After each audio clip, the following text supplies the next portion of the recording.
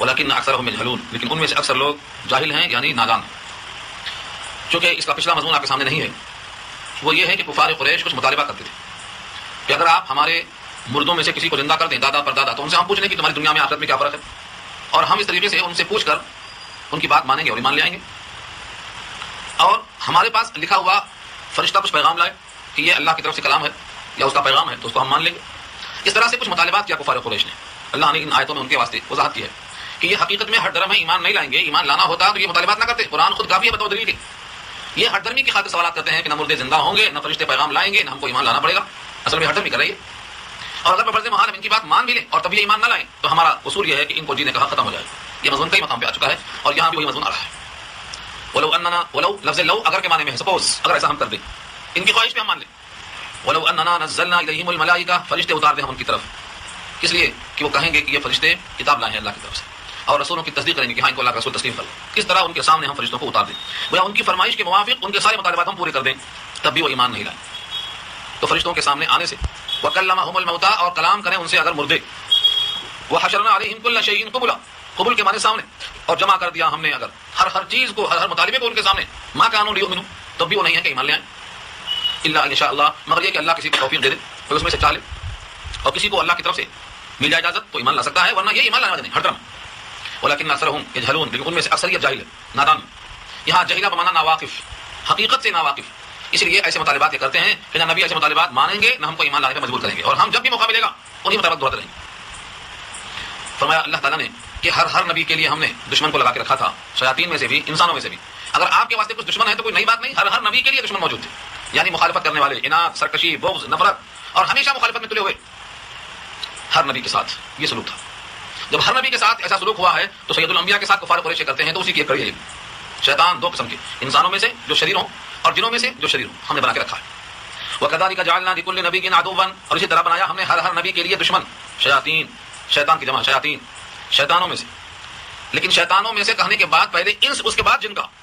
لوگ سمجھتے ہیں کہ جنات میں سے ہی شیطان ہوتے ہیں، انسان میں سے نہیں ہوتے ہیں، یہ غلط فہمی دور کرنے کے لیے پہلے انس کا اس کے بعد جن کا۔ شیاطین الانس والجن، انسانوں کے شیطان، جنوں کے شیطان۔ جنوں میں بھی شیطان ہوتے ہیں اور شیطان آدمیوں میں ہوتے ہیں۔ آدمی جو شریر ہوتا ہے، سرکش ہوتا ہے، اس کو شیطان کہا جاتا ہے۔ ہر انسان جب یہ دیکھتا ہے کہ اس کی بغاوت ہے اللہ سے، منمانی کرتا ہے اور کسی اصول کو، کسی قانون کو نہیں مانتا، اخلاقیات سے پورا ہے، غیر مہذب عمل کرتا ہے، ہر دھرم ہے، تو اس کو محلے والے بھی شیطان کہتے ہیں۔ اللہ نے یہاں اسی کو شیطان کہا ہے۔ شیاطین الانس، دشمن پیدا کیا شریر آدمیوں کو، والجن، اور شریر جنوں کو۔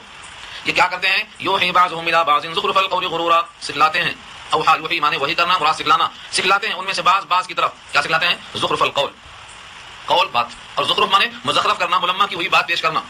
زخرف اصل میں بنا ہے گولڈن سے، گولڈ نہیں ہے مگر گولڈن دکھائی دیتا ہے، اس کو کہتے ہیں مزخرف۔ تو بات کچھ اور ہے، سنائی کچھ اور دے رہا ہے، بات کچھ اور ہے، دکھائی کچھ اور دے رہا ہے، اندر چاندی ہے، اوپر سونا دکھائی دیتا ہے، یہ ہے زخرف۔ تو مزخرف کے معنی گولڈن کیا ہوا، گولڈ ہے نہیں۔ یہی چیز جب باتوں میں آ جاتی ہے تو اندر کچھ ہے، باہر کچھ ہے، دل میں ایک ہے، زبان پہ ایک ہے، تو اس کو زخرف القول کہا جاتا ہے۔ زخرف القول، غرورا، فریب دینے کے لیے، دھوکہ دینے کے لیے۔ تو یہ شیاطین الانس اور شیاطین الجن دونوں کیا کرتے ہیں؟ سکھاتے ہیں، ان میں سے بعض کو سکھاتے ہیں، فریب دینے کی خاطر ملمہ کی ہوئی باتیں سکھاتے ہیں۔ اللہ تعالیٰ نے نبی کو یہ سنایا کہ جب ہر نبی کے لیے دشمن تھے، انسانوں میں سے اور شیطانوں میں سے، تو یہ دشمن آپ کے لیے بھی، اس لیے دل جمعی کا سامان ہو اور تکلیف نہ ہو کہ صرف آپ کے لیے ہے، یہ ہر نبی کے ساتھ رہا۔ وَلَوْ شَاءَ رَبُّكَ مَا فَعَلُوهُ، اور اگر آپ کا رب چاہتا تو وہ یہ کام نہ کرتے۔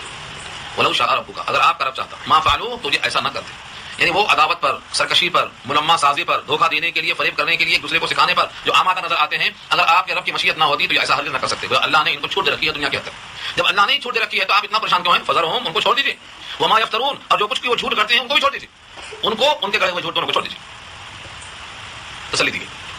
اور ایک وجہ اور بھی ہے ان کی ملمہ سازی کی، دشمنی کی، اور ایسی فریب دینے والی باتیں سکھلانے کی ایک وجہ اور ہے، وہ لتصغا، تاکہ مائل ہو جائیں۔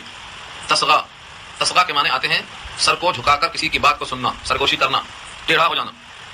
وَلِتَصْغَىٰ إِلَيْهِ أَفْئِدَةٌ، تاکہ دل مائل ہو جائے، کسی کی طرف دل مائل ہونا ایک مطلب ٹیڑھا ہونا ہے، ادھر جھکاؤ رکھنا ہے، کسی کی طرف جھکاؤ رکھنے کو مائل ہونا کہا جاتا ہے، وہی تسغا کا ترجمہ ہے۔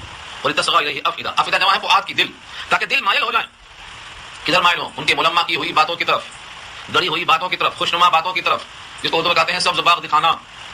ان کے ان باتوں کی طرف دل مائل ہو جائے۔ کس کا دل مائل ہو سکتا ہے؟ جو ایمان پر پختہ نہیں ہے انہی کا مائل ہو سکتا ہے، الکچرے، جو پختہ ہیں وہ مائل نہیں ہوتے۔ جن کا دل کسی طرف مائل نہیں. ایمان لائے ہیں مگر ایمان میں جو مطلوبہ ایمان ہے وہ حاصل نہیں ہے, کچے ہیں, کبھی ادھر کبھی ادھر, کبھی ادھر کبھی ادھر. ایسے لوگوں کا دل مائل ہوتا ہے. وَلِتَصْغَىٰ إِلَيْهِ أَفْئِدَةٌ, اور تاکہ مائل ہو جائیں دل ان لوگوں کے الَّذِينَ لَا يُؤْمِنُونَ بِالْآخِرَةِ, جو آخرت پر یقین نہیں رکھتے. وَلْيَرْضَوْا, اور تاکہ وہ اس کو پسند کر لیں. وَلْيَقْتَرِفُوا مَا هُمْ مُقْتَرِفُونَ, اور تاکہ وہ کیے جائیں جو کچھ برے کام وہ کرتے ہیں. ہر برے کام میں واہ ملی ہے تو کیوں توبہ کریں گے, وہ کرتے چلے جائیں. آج تو بدعت کو لائسنس مل گیا, بدعت کو لائسنس مل گیا ہے کہ یہی سنت ہے, کرتے چلے جاؤ. برا توبہ کیوں کرے گا وہ, یہاں وہی مراد ہے. یعنی ملما سازی کی طرف, غلط باتوں کی طرف, دھوکہ دینے والے باتوں کی طرف ان کے دل مائل ہو جائیں جن کا ایمان آخرت پر کامل نہیں ہے, اور تاکہ وہ پسند کر لیں ملما سازی کو, اور تاکہ وہ کرتے رہیں جو کرتے جا رہے ہیں. اصلاح نہ ہو سکے ان کی, ہمیشہ جیسے ہیں گمراہی میں, فتنے میں, فراڈ میں, اسی میں لگے رہے اور قیامت آ جائے. یہ کون چاہتا ہے؟ شیطان. وہ شیطان کبھی انسانوں میں سے ہوتا ہے, کبھی جنوں میں ہوتا ہے, کبھی دونوں میں سے ہوتا ہے. یہ چاہتے ہیں, اسی لیے یہ بات کو ملما کر کے پیش کرتے ہیں. اسی لیے وہ اپنے باتوں کے اندر ایک دوسرے کو سکھاتے ہیں تاکہ جو لوگ گناہ میں پڑے ہیں پڑے جائیں. کہتے ہیں جو شخص کسی گناہ کو نیک سمجھ کر کام کرتا ہے اسے توبہ کی توفیق کبھی نہیں ہوتی, کیونکہ وہ برائی کو برا جانتا ہی نہیں ہے, وہ سمجھتا ہے کہ یہ برائی اچھی ہے.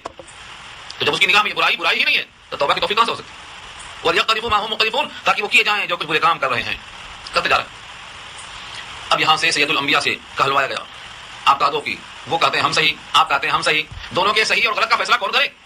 سارا جہان چاہتا ہے ہم صحیح,